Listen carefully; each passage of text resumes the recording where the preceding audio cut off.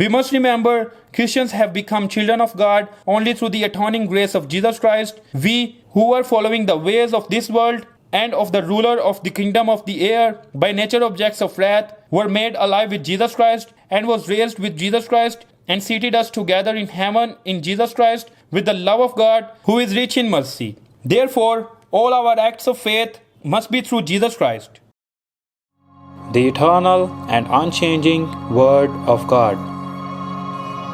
Prayer. The Bible that transcends time, Walking with God, Part 1, Prayer 15.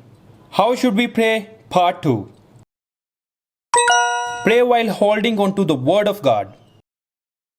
To pray while holding on to God's words means to know God's will and pray according to it. If anyone turns a deaf ear to the law, even his prayers are detestable. That's right. If we do not care about the God and His will, who hears our prayers, the God who knows all our needs before we pray, and who will do what is more suitable for us, and only perceive God as a being with absolute power to make our wishes come true, trying to impress Him in our way and draw out His power, then such prayers are an abomination. So even before Jesus said, "Ask whatever you wish, and it will be given you," He stated the condition, "If you remain in me, and my words remain in you." To hold on to the Word of God and pray means to hold on to the covenant of God and pray.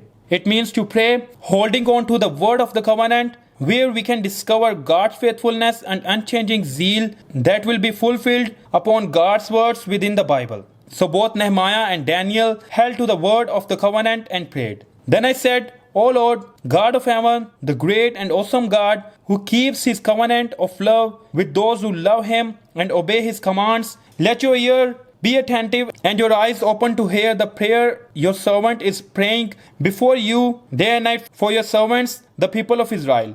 I confess the sins we Israelites, including myself and my father's house, have committed against you. We have acted very wickedly towards you. We have not obeyed the commands, decrees, and laws you gave your servant Moses.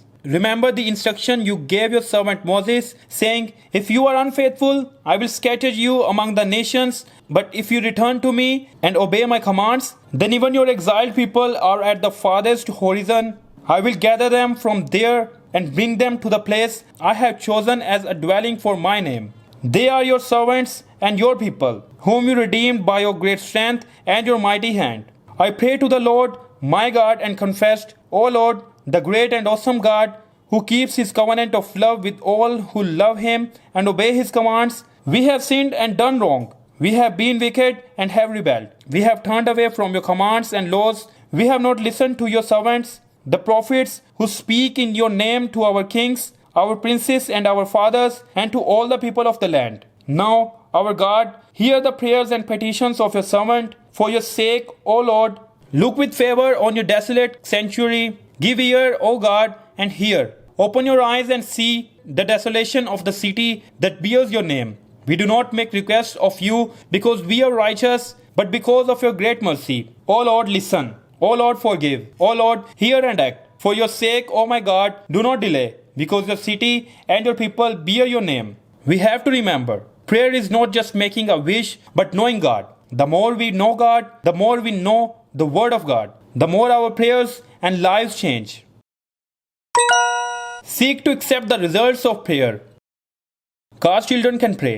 Even childish content can be prayed for. Even if the content is not to seek God and His kingdom, but just for the needs, for the benefits of our daily life, we can pray. Even if throwing a tantrum while praying is undesirable, we can pray like that. This is because we are God's people and the children of the God. However, even if we pray like that, there is one thing we must not forget. It is imperative that all results of the prayer and the progress of those answers be left entirely to God's sovereignty. However, it is not easy to deny oneself every day as a human being who is a sinner who has become the master because of original sin. We must pray so that we can trust and entrust that the results and progress of prayers are entirely in God's sovereignty. While we pray, not only the results of our prayers, but also the timing and method of answers are placed on our prayers and presented to God. And if the desired results and progress are not achieved, we increase the intensity of our prayers and fight with hunger strikes, hot vigils, and even go up to the mountain top with a cushion and build a negotiation table. This is foolish. There is no place in the Bible that says that we have to pray like that to be heard. Prayer is a belief, a relationship, and accepting must be prerequisite. The prayers of God's children must be offered with faith and thanksgiving, and praying with faith and thanksgiving means that we place the subject of our prayers on God. Whether my prayers are fulfilled or not, we put the sovereignty of what will be done to God. We can pray for anything, but we should never forget this. So when Jesus prayed in the Garden of Gethsemane the night before he was crucified and said, "My Father, if it is possible, may this cup be taken from me." And then he prayed, "Yet not as I will, but as you will." Jesus came for this cup, this cross. Jesus knew it too. Nevertheless, Jesus prayed. Through this prayer of Jesus, the request of Jesus, we can see the attitude of a prayer that accepts the will of God. Therefore, our prayers should be like this. We should never pray with a tantrum after deciding ourselves and asking God to do it exactly as such. So as we run through the long journey on the subject of prayer, we first establish the relationship between Christians who pray and God who receives them. We are not the masters. We are servants to obey. We are not the father. We are children to obey. We are not the king. We are people to obey. Therefore, as servants, as children, and as people of the kingdom of God, we must be able to believe and accept that decisions that our Master, Father, and King God made with our prayers are the best. Even if the decisions are not in accordance with our wishes and will, prayers need this kind of faith. We can also find this attitude of prayer in Apostle Paul. For the thorn of the flesh, which was not exactly revealed, Paul said, "3 times I pleaded with the Lord to take it away from me." 3 times here does not mean that he prayed just 3 times, but refers to many. But God did not grant his request. Rather, God said to Paul, "My grace is sufficient for you, for my power is made perfect in weakness." And Paul said, "Therefore, I will boast all the more gladly about my weaknesses, so that Christ's power may rest on me. That is why, for Christ's sake, I delight in weaknesses, in insults, in hardship, in persecutions, in difficulties. For when I am weak, then I am strong." Accepting God's answer to his prayer, he did not throw a tantrum. He did not list or mention how much he labored and strived for God until now. He accepted God's decision. On the contrary, he was very happy and proud. This is because Paul is a people, servant, and child of God. He accepts God's decision as king, master, and father with the attitude of people, servant, and child. We can see in the Bible examples of God's people whose petitions like this was rejected but nevertheless accepted God's results. Moses' request to enter the land of Canaan was rejected. Joseph's wish to get out of prison did not come true. David's petition to build a temple was rejected. David's plea for the life of the child born to Bathsheba was rejected. Job's petition to know the cause of his suffering was rejected. And although God did not give Habakkuk the answer he was looking for to the cry of the prophet Habakkuk, they finally accepted God's actions as good. As children of God, we should not expect that our prayers will always come true. Just because our wishes come true, we must not think that it is a work that God is pleased with. In particular, the most dangerous thing is to pray that the answers that others have received will be applied to us as well. This is coercion. We must believe and accept that God is leading us in the best way.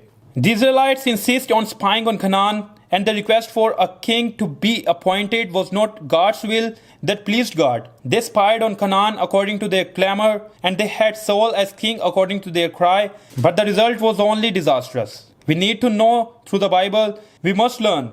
Just because we get what we pray for doesn't mean that the results will necessarily bring good results in our lives. We must not make God as a God who takes care of and helps people only if we really pray, and who saves the people who are dying and kills the people who are saved if we pray earnestly. If it is such a God, then he is not a God, but a very strong and docile genie. Seek in the name of Jesus Christ.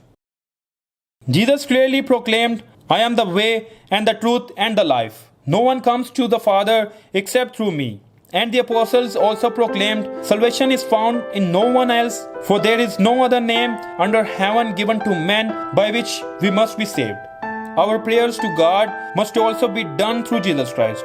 We often pray a lot but end the prayer without the name of Jesus Christ, or end the prayer with something other than the name of Jesus Christ, such the most high and noble name.